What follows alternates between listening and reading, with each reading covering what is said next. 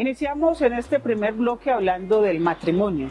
El matrimonio como tal, en términos y en un lenguaje sencillo, es un contrato, es un convenio, es un acuerdo que entre dos personas se firma, se suscribe, se lleva a cabo, ya sea por el rito católico o por el rito matrimonial religioso o por el protocolo civil, sea por el notario o por un juez. Ese vínculo, ese contrato, lo que busca es que se forme un hogar, que se forme una familia y que entre esos dos contratantes, tanto el hombre como la mujer, se lleven a cabo unas obligaciones recíprocas. Suele suceder que esas obligaciones de alguna manera son incumplidas por uno de los contrayentes, por uno de los contratantes o por uno de los cónyuges. Cuando esto sucede, hay un rompimiento. Cuando esto sucede, empieza de alguna manera a desvanecerse ese contrato que con tanto anhelo suscribimos o firmamos para formar esa familia. Acá vamos a conocer cuáles son esas obligaciones que se rompieron, las causales por las cuales ustedes pueden procurar una terminación de ese vínculo matrimonial, de ese lazo, por el incumplimiento que haya cometido el uno o la otra. Es bien importante decir entonces que lo que aquí estamos proporcionando es la información total y global, como una asesoría completa con la cual usted puede terminar ese matrimonio que inicialmente suscribió, firmó o por el cual se casó. Para terminar ese matrimonio lo podemos hacer de dos maneras. Una es de mutuo acuerdo a través de una notaría. La otra es a través de la vía judicial cuando no hay mutuo acuerdo. Cuando hay mutuo acuerdo estamos hablando de la terminación del matrimonio o de un divorcio que llamamos exprés.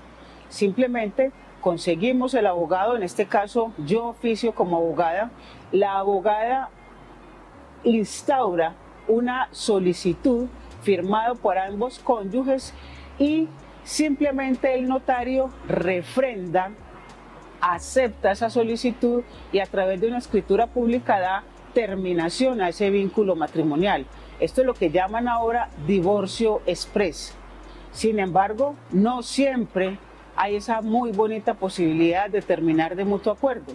La mayoría de las veces se hace necesario la intervención de un juez.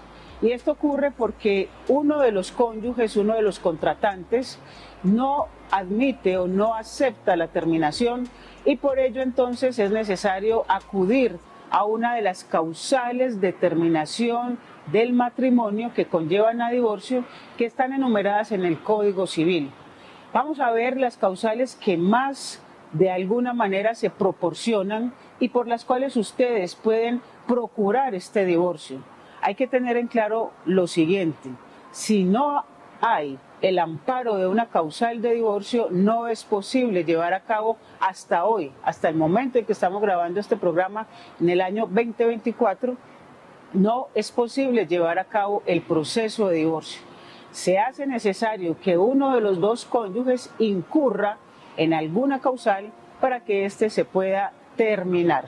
En primera medida tenemos la causal de divorcio, que es las relaciones sexuales extramatrimoniales o lo que comúnmente llamamos la infidelidad. La infidelidad es una causal en la cual debemos demostrarle al juez a través de sendas pruebas como testigos. Las redes sociales ahora nos facilitan mucho la manera de probar esta causal de infidelidad a través de fotos, a través de audios, a través de videos donde posiblemente nuestra pareja, nuestro compañero, nuestro contratante esté en situaciones de intimidad con otra persona. Todo esto hay que mostrárselo al juez para que el juez verifique que realmente existe esa infidelidad. También, si la infidelidad conllevó a que hubo la procreación de un hijo por fuera del matrimonio, pues la prueba reina de esa infidelidad es el registro de nacimiento de ese hijo que nació producto de la relación sexual extramatrimonial. Los testigos que podemos utilizar son personas que saben, normalmente todo el mundo se entera de la infidelidad del compañero, del esposo o la esposa, y uno es el último, Pero estos testigos que saben, que vieron, que escucharon, que de alguna manera también pueden ser fuente de testimonio, fuente de información, ellos nos pueden avalar y servir en el proceso de divorcio para que en el momento en el que el juez los llame puedan testificar, dar fe, dar testimonio de lo que está ocurriendo en la relación de pareja. Este tipo de divorcio se llama contencioso porque hay una contención. Yo debo demostrar que hay una causal que el otro incumplió o que el otro de alguna manera aplicó, y el otro debe responder la demanda diciendo si es cierto o no, o si de alguna manera argumenta que es totalmente, que no es nada cierto lo que está diciendo la cónyuge o la demandante, y de esa manera el juez, a través del argumento que tiene quien demanda, lo contrasta con el argumento o la antítesis que tiene el demandado, al final nos va a entregar una síntesis que es la sentencia judicial. Esta es la dialéctica de la demanda de divorcio. Hay una tesis, que es la demanda, hay una antítesis, que es la contestación de esa demanda, y hay una síntesis, que es la sentencia judicial que el juez nos entrega manifestando si condena o no condena a quien nosotros solicitamos por la causal, en este caso infidelidad, o cualquiera de las 9 que seguidamente vamos a ver. ¿Qué es importante decir en esta causal de infidelidad o relaciones sexuales extramatrimoniales? Primero, que es una causal que no prescribe. ¿Qué quiere decir esto? Que la infidelidad se pudo haber dado hoy, año 2024, y puedo demandar 3 años después, 2 años después o 5 años después. Obviamente aportando las pruebas que se tienen y que evidencian esa infidelidad. Sin embargo, la contraparte puede manifestar que por pasar tanto tiempo, pues ya esa causal de alguna manera no queda probada, o que fue olvidada por quien demanda, o que fue aceptada, y será el juez el que en su sana lógica y en su propia inteligencia dirimirá esa situación o ese conflicto. Sin embargo, la propuesta con este tipo de cursos, de enseñanzas y de información es que ustedes puedan obrar de la manera más rápida, más ágil, y no dejar esperar que pase el tiempo, porque como todos saben, con el tiempo las cosas se sanean. Es decir, con el tiempo las cosas se limpian o se aceptan, y al aceptarlas, pues de alguna manera vuelven a su estado normal, como si empezáramos de cero. Otra causal por la cual podemos dar término a nuestro matrimonio es el incumplimiento de los deberes conyugales, ya sea entre cónyuges o entre hijos. ¿Cuáles son los deberes conyugales que tenemos frente al matrimonio? Uno es el débito conyugal. Es importante que sepamos que la parte íntima, la parte sexual, de alguna forma desde lo jurídico es una obligación. Es obligación como pareja, pues procrear dentro del matrimonio, dentro del hogar, y también tener esas relaciones sexuales, esa parte íntima que sea funcional, pues se supone como seres humanos es una manera nosotros también de procurar nuestro propósito de vida. Otro es el respeto mutuo, y el respeto mutuo tiene mucho que ver también con la forma, los tratos que tengo para con mi cónyuge, para la otra persona que vive conmigo.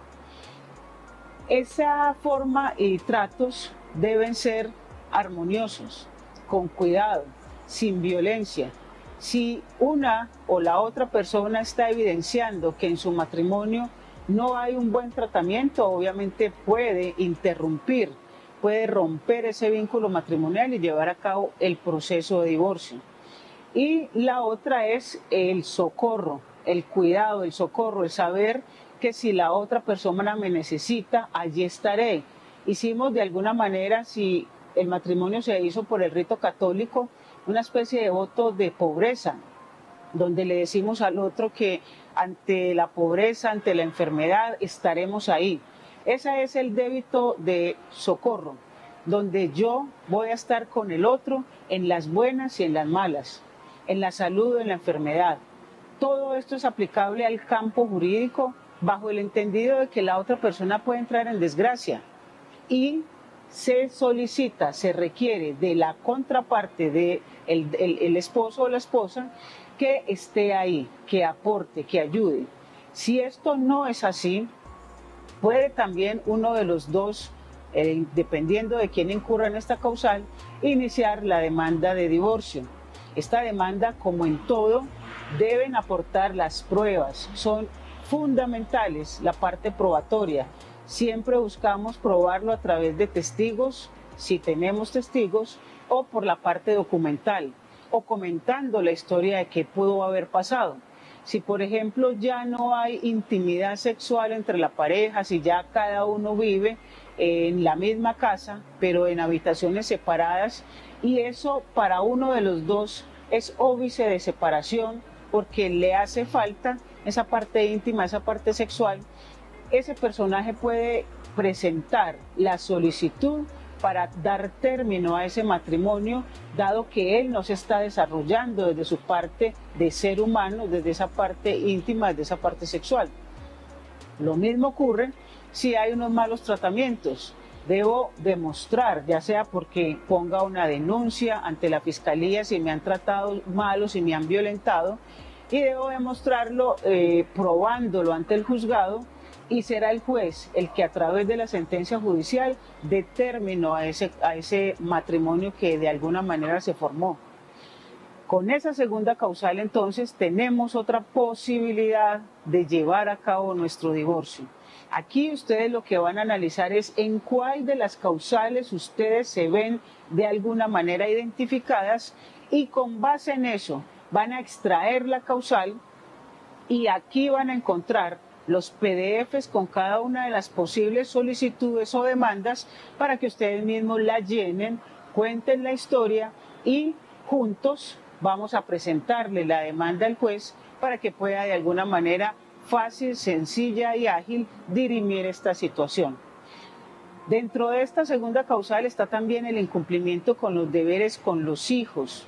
Si yo tengo mi esposo, tengo mi esposa y no cumple con la obligación alimenticia con respecto a los hijos que tenemos en común, no cumple con el vestido, no cumple con la salud, obviamente está incurriendo en esta causal y me dan la posibilidad también de iniciar el proceso de divorcio. Todo esto probado. Se hace necesario probar, y soy enfática y repetitiva en esto, porque muchas personas llegan a consulta simplemente contando la historia, y cuando vamos a solicitar las pruebas no las tienen. De todo lo que suceda en el transcurso de su matrimonio es bueno que tengan pruebas, ya sea prueba documental, testimonial, fotografía, etc. Otra causal de divorcio, hablando de los malos tratos, es el tratamiento cruel, el alcoholismo, la drogadicción, las adicciones que pueda tener su cónyuge, sea hombre o mujer. Todo esto, incluso la adicción a la pornografía, todo esto es una causal que de alguna forma contempla la ley para que se termine esa relación marital, dado que genera perjuicio en quien no incurre en esta causal, o sea, en el cónyuge sano o libre, o en el cónyuge que de alguna forma tiene una forma de vivir distinta. Drogadicción, alcoholismo, tratamiento cruel, adicciones a pornografía, de alguna forma que quieran inducir o no a la otra persona, al otro cónyuge, puede ser causal de terminación del matrimonio. Conocemos muchos casos donde uno de los cónyuges quiere llevar a cabo relaciones íntimas con, de alguna forma, fantasías sexuales, obviamente hablándolo, donde la cónyuge no se facilita, y esto ha perjudicado mentalmente, emocionalmente, sentimentalmente a quien se considera, entre comillas, sana en ese tipo de comportamientos sexuales, y ella o él pueden iniciar ante juez de familia, porque nadie está obligado o a lo imposible o a lo que no quiere. Existe en la Constitución algo que se llama objeción de conciencia, y si yo no quiero realizar cierto tipo de comportamiento más en el ámbito sexual, nadie me puede obligar, tampoco tu pareja. Ahí entonces tenemos un punto clave.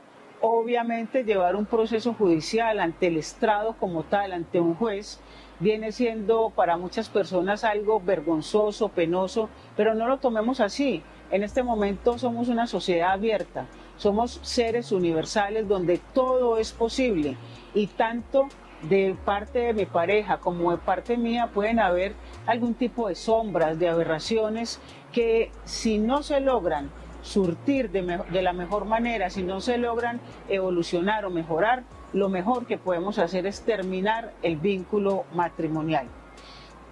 Hay una causal de divorcio que genera controversia, y es la enfermedad de uno de los cónyuges, la enfermedad grave e incurable. Causa controversia porque si una de las obligaciones del matrimonio es estar en las buenas, en las malas, en la salud, en la enfermedad, ¿por qué existe una causal donde nos manifiestan que si hay una enfermedad grave e incurable yo puedo divorciarme de mi cónyuge? Básicamente ahí ya nos adentramos un poco a lo que es la ética y la moral. Si yo de alguna forma privilegio tener mi vida saludable, mi vida sexual activa, mi vida social activa, y la otra persona por su estado de enfermedad no me ayuda a desarrollarme como ser humano, dentro de mi moral, dentro de mi ética, dentro de mi conciencia, soy yo quien elijo si me separo de esta persona o no. Un cáncer, un SIDA, una enfermedad incurable, dice la ley, no tenemos por qué quedarnos allí con esa persona que ya de alguna manera no puede sortear su vida de una forma natural, y dan la opción, estos son simplemente opciones, de que no te quedes ahí, de que inicies el proceso y que te puedas desvincular de ese lazo matrimonial. Obviamente, ¿cómo se probaría? Llevando a cabo el aporte del documento, del certificado médico donde aparece esa enfermedad grave e incurable, que de alguna manera te evita, te permite desarrollarte como ser humano. Aquí no estamos diciendo que sea bueno o sea malo, simplemente existe esa posibilidad, lo puedes hacer. Ya es tu interior, tu ser, el que toma la decisión de llevarlo a cabo. Otra de las causales muy interesantes que hay es cuando ya nos hemos separado de cuerpos por más de 2 años. Muchas parejas no se aguantan y no se divorcian, simplemente deciden libre y voluntariamente: me voy de aquí, me voy a servir a otra parte, no te quiero volver a ver, etcétera, etcétera, y se van. Y pasa 1 año, pasan 2 años, hay personas casadas en este momento que están separadas hace más de 10, 15, 20 años. Esas personas se pueden cobijar con esta causal de separación por más de 2 años de separación. Es una causal objetiva. ¿Qué quiere decir objetiva? Solamente hay que probar que estuvieron separados esos 2 años y el juez de una les va a conceder la sentencia judicial, terminando este proceso de divorcio sin mayor traumatismo. ¿Cómo se prueba?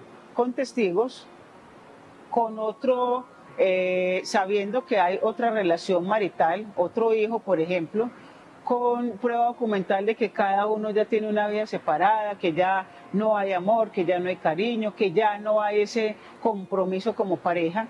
Es fácil de probar y se puede llevar a cabo sabiendo si la otra persona dónde se encuentra, o si no sabemos dónde se encuentra, también se puede llevar a cabo, porque muchas veces se separan, cogen rumbos distintos, uno se va para un país, otro se queda, otro se va para una ciudad, desconocemos dónde está la otra persona.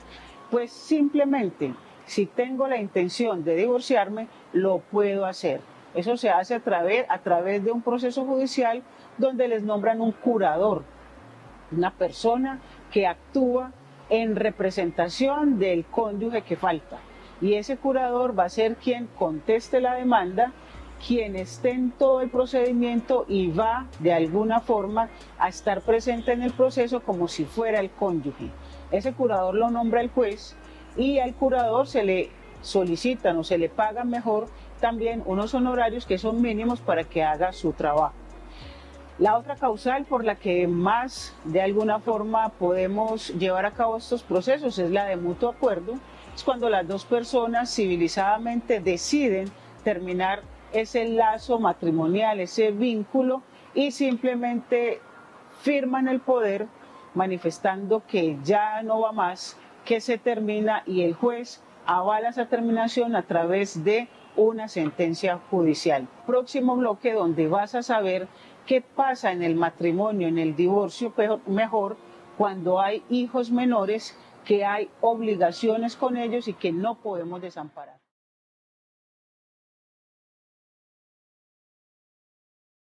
En el módulo anterior vimos entonces las causales por las cuales normalmente, de una manera más amplia, iniciamos los procesos de divorcio. Hay que decir aquí que los divorcios se pueden dar con parejas que tengan hijos y parejas que no tienen hijos. Obviamente, cuando no hay hijos, es mucho más fácil llevar a cabo el divorcio porque el juez solamente verifica que se cumpla con aportar la prueba, que se cumpla con los parámetros del divorcio y no interfieren hijos como sí lo hace cuando hay hijos menores de edad. ¿Y qué pasa cuando hay hijos menores de edad? Tenemos que tener presente lo siguiente: el problema que tenga la pareja no tiene por qué afectar a esos hijos habidos dentro del matrimonio. Por eso, antes, si vamos a utilizar el divorcio de mutuo acuerdo, si los dos decidimos divorciarnos, debemos pensar respecto a nuestros hijos tres aspectos fundamentales. ¿Quién va a tener el cuidado y la custodia de los hijos? ¿Cómo van a ser las visitas que va a tener el padre que no queda con el cuidado de ellos? ¿Y cuál va a ser la cuota alimentaria que va a aportar el padre que no va a tener el cuidado de los hijos? Vamos a empezar estos tres ítems diciendo lo siguiente: es muy distinto el cuidado y la custodia a la patria potestad. La patria potestad la tenemos todos los padres por el solo hecho de ser padres y no la perdemos si no es por una orden judicial. La patria potestad la tenemos hasta los 18 años que el hijo sea mayor de edad. Somos representantes de nuestros hijos hasta los 18 años cuando él adquiere su adultez, su mayoría de edad. Esa patria potestad no la perdemos por hacer el divorcio ni por firmar en el acuerdo que entrego el cuidado y la custodia. La representación de padres, y soy enfática en esto, la van a tener toda la vida. No se va a terminar a no ser que se incurran en unas causales especiales con las cuales se puede terminar.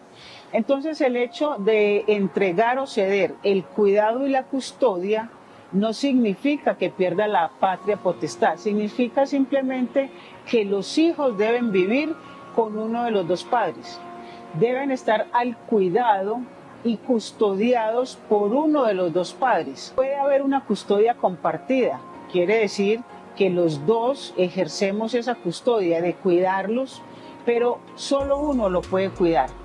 Eso es lo que ustedes deben decidir de mutuo acuerdo, si se puede, quién queda con el cuidado y la custodia. Normalmente son las mamás, normalmente, pero existe también procesos donde son los padres con los que quedan hombres, con los que quedan los hijos. Otro ítem es la regulación de visitas.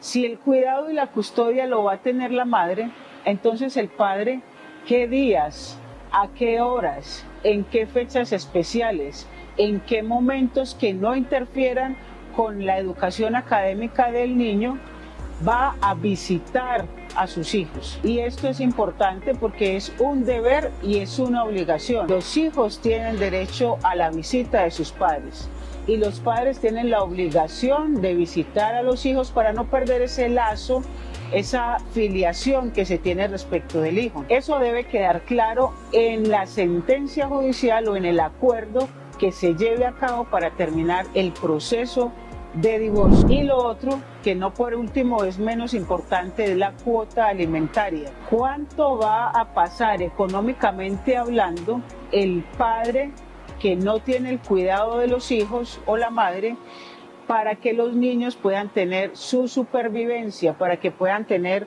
vestido, educación, alimentación, recreación, salud, que es bien importante? Como le dije al inicio, los hijos no tienen por qué perjudicarse por la relación tan mala o poco armoniosa que ustedes puedan llevar. Ellos deben continuar con su calidad de vida, deben seguir asistiendo al colegio, que sea estrato y en el estrato que sea, 1, 2, 3, 4, 5, 6, porque la idea es que el niño no baje su calidad de vida. Antes hay que sostenérsela o mejorársela. Si el niño está en un colegio privado, no tiene por qué pasar a un colegio público como consecuencia del divorcio que estén llevando a cabo los padres. Si está en un colegio público, puede continuar en ese colegio público. Si uno de los padres está en posibilidad de mejorarlo, lo puede hacer. ¿Qué quiero decir con esto sin ser clasista? Que a los hijos se le deben alimentos congruos y alimentos necesarios. Son los mínimos que tiene cualquier niño, y hablamos niño hasta los 18 años, y con los cuales no puede subsistir. Esos son los alimentos necesarios. Los congruos son los alimentos que superan los mínimos. ¿Qué quiere decir esto? Que si yo estoy en capacidad de darle a mi hijo una alimentación más equilibrada, más saludable, un colegio privado, vive en un estrato alto, tiene medicina prepagada y cualquier cantidad de emolumentos un poco con un estándar más alto, la idea es que ese niño no pierda ese estándar, que continúe con él. Entonces esos son 3 aspectos fundamentales: cuidado y custodia, regulación de visitas y alimentos. Si ustedes no se logran poner de acuerdo en el proceso de divorcio sobre estos 3 ítems, será el juez el que a través de la sentencia judicial imponga, sancione o de alguna manera decida cómo van a llevarse a cabo estos 3 elementos respecto del hijo. Pero en ningún caso podrá haber una sentencia judicial sin que acoja lo más importante, que son los hijos y las obligaciones para con ellos. El proceso de divorcio se puede llevar a cabo en un juzgado y aparte en un centro de conciliación se puede llevar a cabo el acuerdo sobre estos 3 ítems. No hay ningún problema. Esa conciliación haría parte de la sentencia judicial como tal. Hay unos elementos bien interesantes, y es que en todo el proceso de divorcio contencioso hay una audiencia de conciliación. En esa audiencia de conciliación el juez va a procurar que todos ustedes tengan la posibilidad de acordar antes de que él decida. Acordar por las buenas qué es lo mejor para los hijos, qué es lo mejor para ustedes, porque como cónyuges entonces ya no van a tener manutención, ya no va a haber posiblemente cuota alimentaria para la esposa o para el esposo, van a vivir en residencias separadas y algo muy importante, pues van a liquidar la sociedad conyugal.